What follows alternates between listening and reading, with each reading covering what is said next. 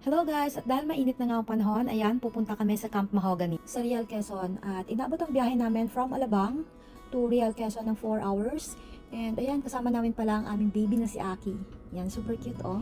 Kala mo relax na relax siya pero inip na yan. Go Aki, malapit na tayo. 3 days na lang, eme. At ayun na nga, nakarating na kami ng safe sa wakas. Pala guys, yung tulay na dadaanan namin papasok. At syempre, papicture muna bago mamawis. Charis. Ito nga pala yung tent na gagamitan din namin para sa aming pagtulog sa gabi. So, alam niyo ba guys, na sobrang nag-enjoy talaga ako sa lugar na yan. Talagang as in, nakakatanggal siya ng stress. Tapos, alam mo yung mga iniisip mo na sa bahay, yung mga problema, ganyan, nawala. Oo, alam mo kung saan napunta. Sa mga staff. Eme. Ipinamana. Hindi ba gaganon, B? Ang stress mo, iiwanan mo yan sa bahay, babalikan mo din. Ay, hindi natin bibigyan ng sakit ng ulo ang mga staff dito, be. Ang babait kaya nila. As in, ang babait talaga nila. Minsan nga parang gusto ko magpaiwan dito para mahawaan ba ako ng kabaitan. Charis lang, ano ba yan? Balik na nga tayo doon. Sobrang babait talaga ng mga staff dito. Tapos, naisip ko noon bago kami dumating dito, sabi ko, baka mamaya mahirapan ako kasi may baby kami. Tapos, meron akong isa pang anak. Ayun, hindi naman ganun ang nangyari. Sobrang nakakatuwa talaga kasi maasikaso yung mga staff nila dito, ang babait. Tapos, lahat ng mga kailangan mo, yung magpo-provide sila sa iyo. Yung nakakatuwa lang kasi kahit nakatent kami, meron kaming electric fan na nagamit. Thank you po sa mga staff ng Camp Mahogany. Ang babait niyo po. Babalik kami dyan kapag malalaki na yung anak namin. Hindi ko lang alam kung may puno pa nun, pero babalik kami. Charis. Hindi, babalik talaga kami. Kasi maganda yung lugar eh. At sana pagbalik namin dyan, maganda pa rin yung ilog at saka yung pool nila. Yung pool kasi nila galing sa buhay na tubig. Ayun.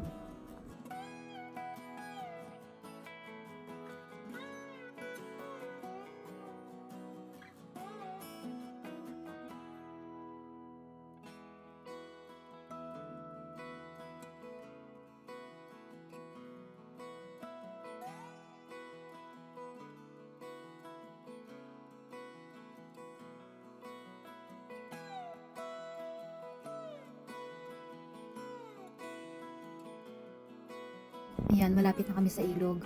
Ayan nga pala guys, yung tulay na dinaanan namin papasok sa loob ng Camp Mahogany. Kailangan mong dumaan dyan para makarating ka sa Camp Mahogany. Matibay naman siya, pero syempre pag sobrang dami ninyo parang nauga siya.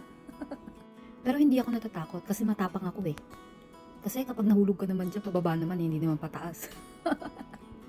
Ayan, at syempre may pagkapit pa ako dyan sa kumari kong mahal. Ayan, nagtatry-try ako kung kaya kong maligo. Ayan, ang yabang ko dyan eh. Kasi ayaw nilang lumusong kasi nga, baka daw malalim. Yung isa naman dyan, pasukat-sukat po ng kawayan. Chine-check niya lang daw kasi kung gaano kalalim yung pagmamahal ng kanyang jowa. Na tubig pala. Yan, ang ganda talaga ng tubig dyan, tas ang linaw pa. Mukha lang siyang malabo, pero mas malabo pa rin talaga yung relasyon nyo. Tuwang-tuwa talaga yung mga bagets. So, lalo na yung maliit ko, tingnan mo, ang galing-galing niya daw lumangoy, nagkukumawag-kawag pa yung mga paa niya. Kala mo naman talaga, hindi nilagnat ng gabi. Pagdating nga namin dyan grabe yung init ng katawan niya, siguro sa biyahe din, kaya siya nagkaganon. Tapos pag uwi naman dito namin sa Alabang, nawala naman yung lagnat. Ayun, siguro dun lang talaga, sa biyahe lang talaga. Tapos ang malaga, nag-enjoy siya dyan kahit galing siya sa lagnat ng gabi. Ang sarap magbabad dyan sa ilog kasi siya, sa unang lublog mo parang malamig. Pero kapag nagtagal ka na sa tubig, hindi na. Yun. So, hindi siya kagaya nung unang napaliguan namin sa ilog din yun. Pero sa siya, sa Mahayhay, Laguna, Mahayhay Falls. Grabe. Ang lamig ng tubig, parang may yelo. Ito hindi, sakto lang.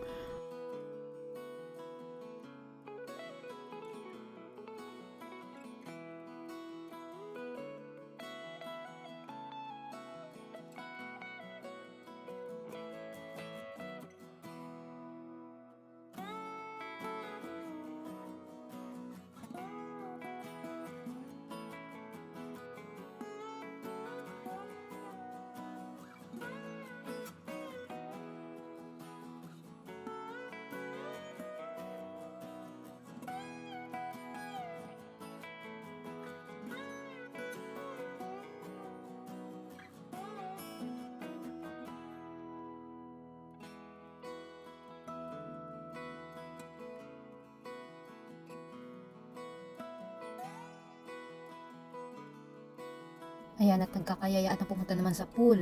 Ayan, so picture muna bago kami lumipat. Ayan, so ayan, nagbabulahan naman kami maghipag dyan, o, di ba?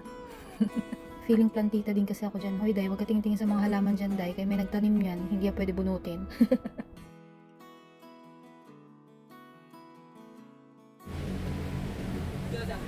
Oo.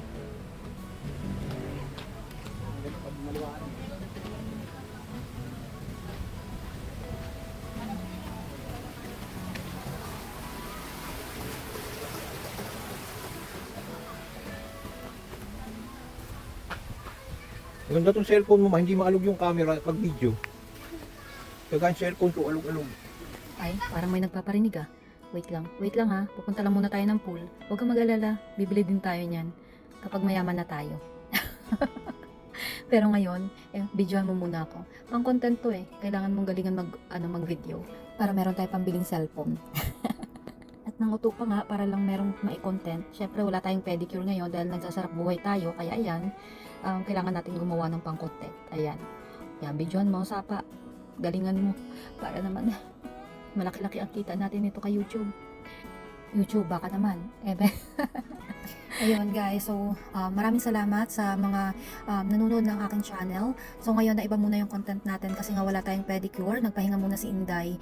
Nag-rest day muna galing sa pagtatrabaho. At syempre, hindi lang ako yung may rest day dyan, pati na rin yung asawa ko. Syempre, kailangan niya rin ng rest day sa pag-aasikaso sa amin at saka sa mga anak niya. At ayun, kailangan muna mag-enjoy. Ayun, yan na sa minag sa loob. Meron kami, ayan, narentahan na ventilador, ayan. Ay, 100 pesos lang yan. Nakakatuwa ko. Tapos may ilaw kami dyan.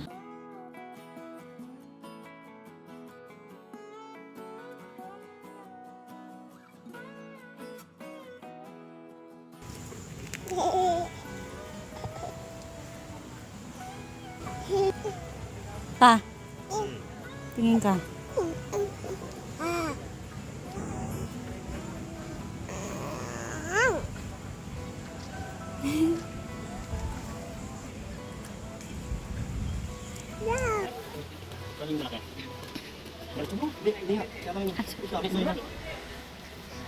Ayun.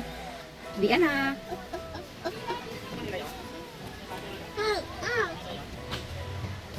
Yan, yan nilalagay yung mga gamit. Tapos maakyat doon.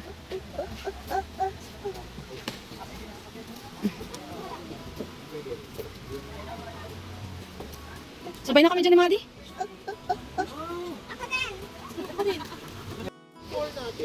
Uwi na si Madi. Oh, ang ganda dito. Wow, ang ganda.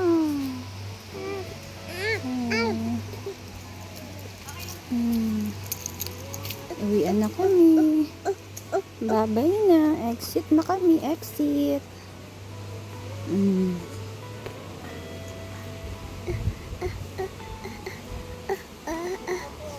Naglalagay na sila ng mga gamit doon.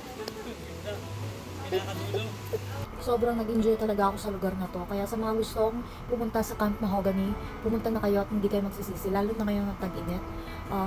Napakaganda talaga ng lugar.